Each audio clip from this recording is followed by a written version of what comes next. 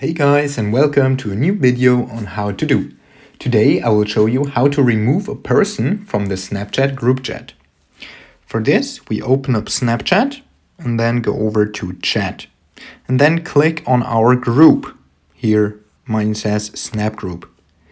Now what you want to do, click on Snap Group and here you see your group members. Let's say we want to remove the how to do person.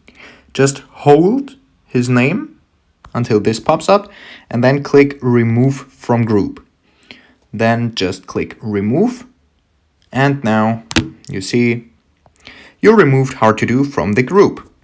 And that's it. Okay, that was a little hack on how to remove a person from the Snapchat group chat. If you enjoyed the video, please like and subscribe to stay tuned for more how to do videos. If you have a video suggestion, just let me know down in the comments. See you guys soon.